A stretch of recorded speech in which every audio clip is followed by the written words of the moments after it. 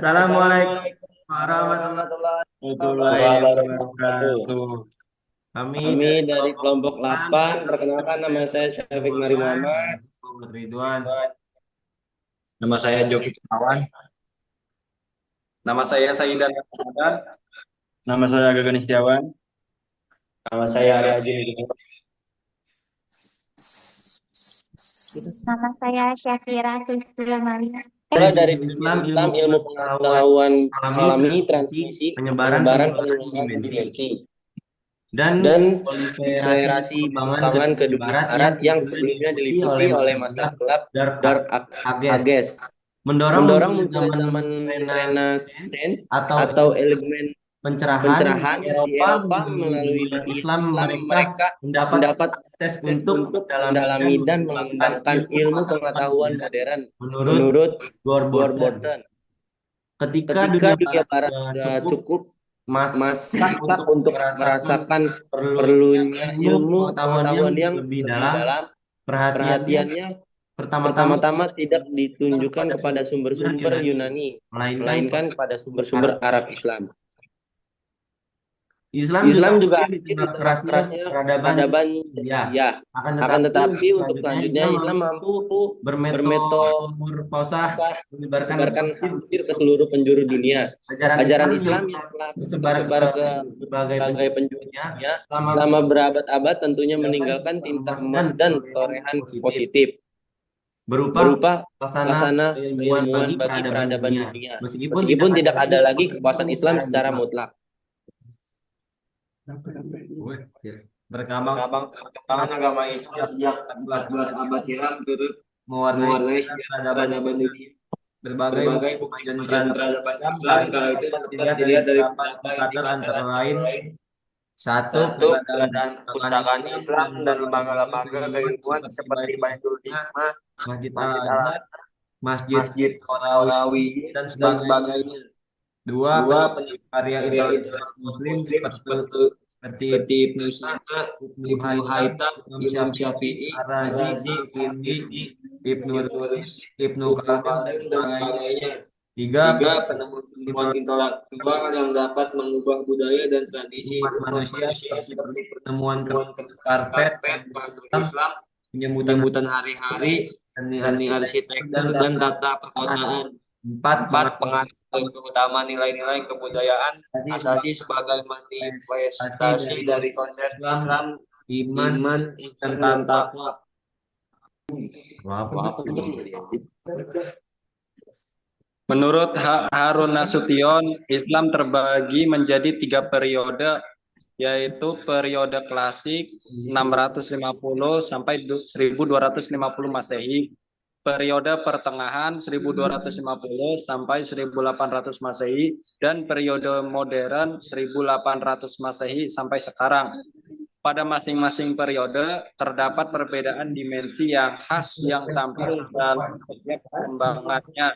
Periode klasik terbagi menjadi dua, yaitu masa kemajuan Islam satu dari 650 sampai 1000 Masehi, dan masa disintegrasi 1000 sampai 50 Masehi. Khulafaur Rasyidin, yaitu Abu Bakar menjabat sebagai Amir al-Mukminin tahun 632 sampai 634 Masehi.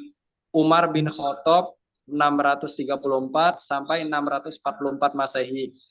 Utsman bin Affan 644 sampai 656 Masehi, dan Ali bin Abi Thalib 656 sampai 661 Masehi. Pada masa ini, Islam mulai tersebar di luar wilayah semenanjung Arab. Terjadi penaklukan Islam terhadap beberapa wilayah seperti Damaskus, Mesir, Irak, Palestina, Syria, dan Persia. Kerajaan Khulafaur Rasyidin selanjutnya diteruskan oleh dinasti Umayyah dari tahun 661 sampai 750 Masehi. Pada zaman ini penyebaran Islam semakin luas. Daerah yang dikuasai pada zaman ini yaitu Syria, Palestina, Afrika Utara, Irak, dan semenanjung Arabia, Persia, Afghanistan, dan Asia Tengah. Diikuti Pakistan, Turkmenistan, Uzbekistan, dan Kirgistan.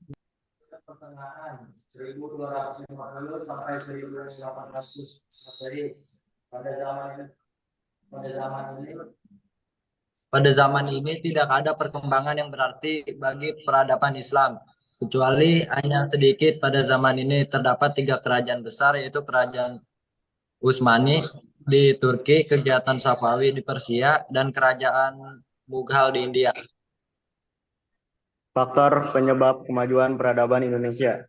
1. Dinasti Umayyah 661 sampai 750 Masehi.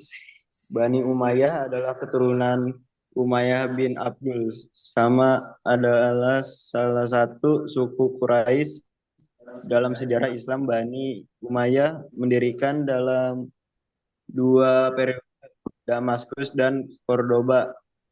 2. Dinasti Abbasiyah 750 Masehi sampai 1258 Masehi. Dinasti Abbasiyah yang menguasai daulah negara pada masa klasik dan pertengahan Islam. Pada masa pemerintahan Abbasiyah tercapai zaman kemasan Islam. Faktor penyebab kemajuan peradaban Indonesia. 3. Dinasti Umayyah di Spanyol 797 Masehi 1492 Masehi. Di belahan barat Eropa berdiri megah Khalifah Umayyah di Spanyol, dengan sebelumnya tentara Islam pimpinan Tariq Ibnu Ziyad 1711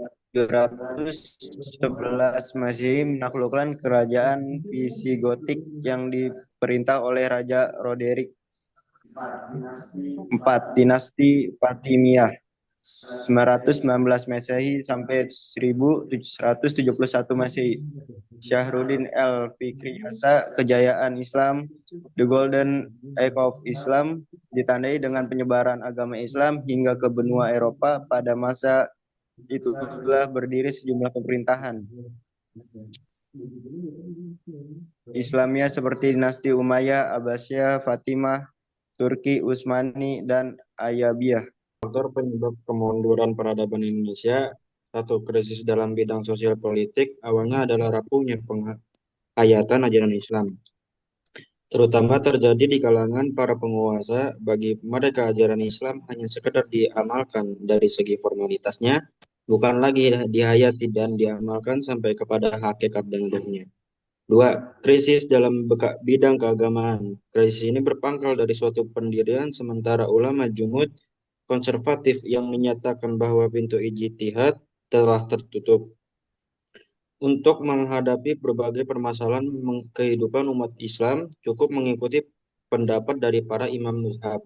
Faktor penyebab kemajuan peradaban Indonesia. Yang ketiga, krisis bidang pendidikan dan ilmu pengetahuan. Krisis ini sesungguhnya hanya sekedar akibat dari adanya krisis dalam bidang sosial politik dan bidang keagamaan. Pusat-pusat ilmu pengetahuan yang baik berupa perpustakaan maupun lembaga-lembaga pendidikan diporak-porandakan dan dibakar sampai punah tak berbekas. Akibatnya adalah dunia pendidikan tidak mendapatkan ruang gerak yang memadai. Sekian dari kelompok kami. Wassalamualaikum warahmatullahi wabarakatuh. Warahmatullahi wabarakatuh. Satu.